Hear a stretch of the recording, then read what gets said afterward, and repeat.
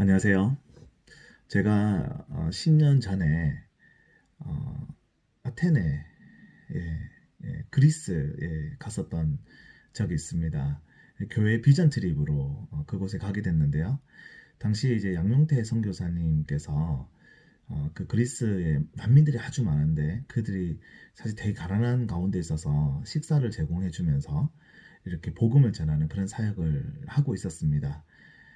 밥을 먹기 위해서 어쩔 수 없이 왔지만 또 그 속에서 복음을 듣고 예수님을 믿는 경우들이 종종 있다고 그렇게 그 당시에 들어서 우리도 그 사역에 잠깐 참여도 하고 또 보기도 하고 그리고 이제 그리스에도 기독교 유적지들이 많이 있으니까 그 유적지들을 또 탐방하려고 했던 것이 당시의 목적이었습니다. 그래서 그때 아테네에 있는 파르테논 신전이 가장 유명하잖아요. 그 신전을 보기 위해서 이제 올라갔는데 올라가다 보니까 아고라 광장이 있었습니다. 그 아고라 광장에서는 당시에 그리스에 많은 철학자들이 있었잖아요. 그 철학자들이 거기서 담론을 하고 또 자기가 가지고 있는 철학들을 발표도 하고 그랬던 곳이었다고 합니다. 그때 바울이 그 아덴에서 전도를 하잖아요. 철학자들이 그 바울을 데리고 이 말장이가 무슨 말을 하는지 보자. 그래가지고 바울을 데리고 갔던 곳이 바로 이 아고라 광장이라고 합니다. 당시 아고라 광장에 이렇게 단이 있었는데 그 단 위에서 이렇게 자기가 알고 있는 지식이라든가 그런 이제 철학이라든가 이런 것들을 발표를 하면 그 밑에 사람들이 모여가지고 그걸 들었다고 합니다. 그래서 이제 참 그곳에서 바울 선생님께서 그 복음을 선포했던 그 자리를 직접 눈으로 보니까 참 어, 새롭더라고요, 마음이. 그런데 이 바울 선생님이 거기서 복음을 전했는데 사실 실패했습니다. 바울이라고 하면 얼마나 지식이 풍성한 사람입니까? 어디 가도 자기가 가지고 있는 지식으로는 뒤지지 않는 그 가말리엘이라고 하는 아주 유명한 선생님이 또 수제자 아니겠습니까?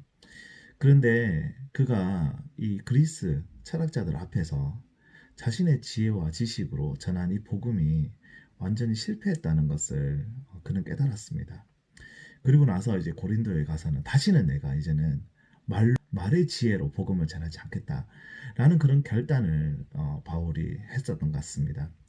그래서 그는 이제 오직 예수 그리스도, 그리스도와 십자가만 알기로 그렇게 결단을 하고 복음을 전했고 그 복음의 소산물이 바로 그리스 교회의 성도들이었습니다. 제가 영국에 살면서 이사를 좀 많이 했는데요. 결혼하기 전에 교회의 한 형님이 집을 찾고 있다고 그래가지고 같이 제가 집을 봐주러 갔던 기억이 있습니다. 마침 또 집을 보러 갔는데 한인 식당을 하시는 주인이 가지고 있는 그런 방이었습니다. 사실 집 구조도 별로 마음에 안 들고 비싸고 해서 여기는 우리가 이사 올 집이 아니다 라고 그렇게 판단을 했었거든요. 그래서 사실 이제 빨리 가야지 하고 생각했는데 그 집주인하고 이제 이야기가 이렇게 시작이 됐습니다.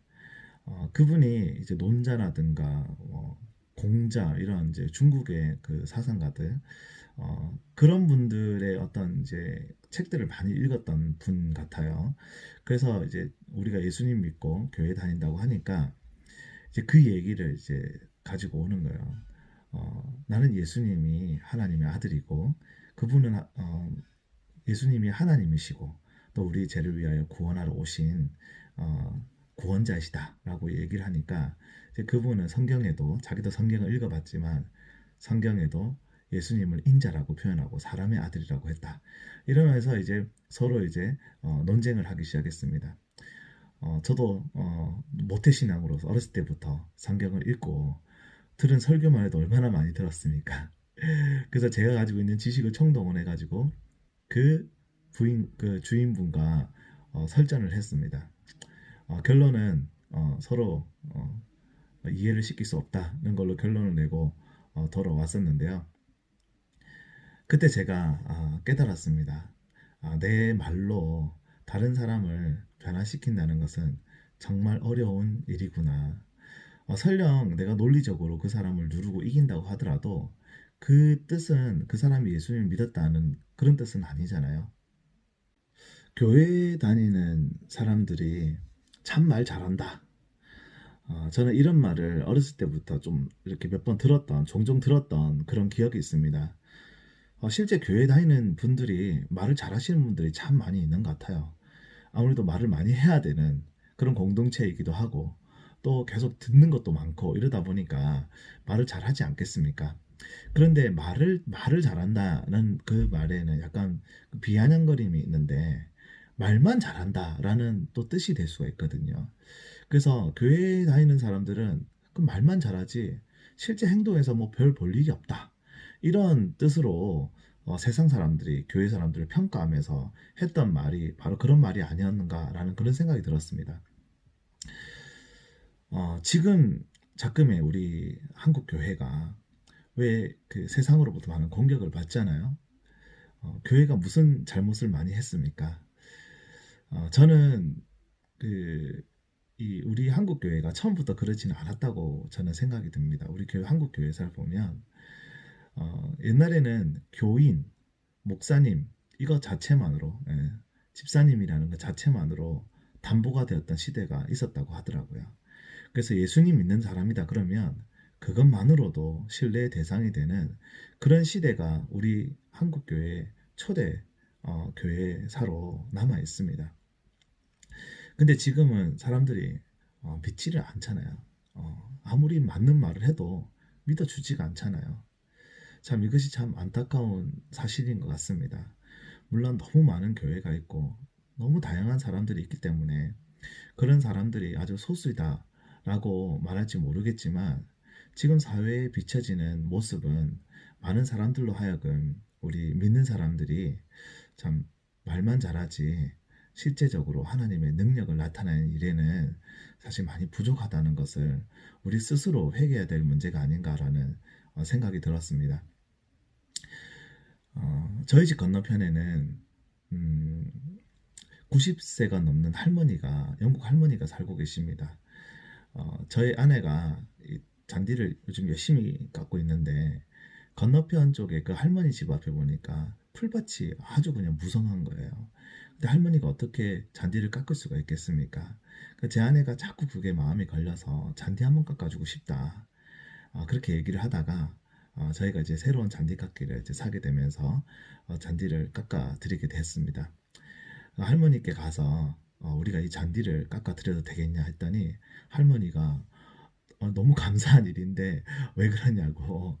그래서 우리가 이 잔디를 보고 있는데 늘 보았는데 깎아주고 싶었다 하면서 이제 잔디를 깎아드렸습니다. 근데 이분에게 이제 이런저런 얘기를 하다가 그 얘기를 했습니다. 우리는 예수님을 믿는 사람입니다. 그리고 할머니께서 아시는지 모르겠지만 영국에서 한국으로 복음이 넘어왔습니다. 그래서 우리가 예수님을 믿게 되었습니다. 그래서 우리에게는 이 영국에 대한 빚진 마음이 좀 있습니다. 라고 얘기를 하면서 예수님 믿는 사람으로서의 그런 이제 복음, 십자가의 복음 이런 것보다는 그냥 내가 예수님을 믿기 때문에 그 사랑으로 일을 했다라고 그냥 이렇게 전달을 했습니다. 근데 할머니께서 너무 기뻐하시고 좋아하시더라고요. 왜냐하면 제가 그때 복음을 또 전한다시고 예수님 믿으셔야 됩니다. 구원 받으셔야 됩니다. 아마 그 얘기를 제가 했다면은 그분에게는 그 말이 들리지 않았을 것 같아요.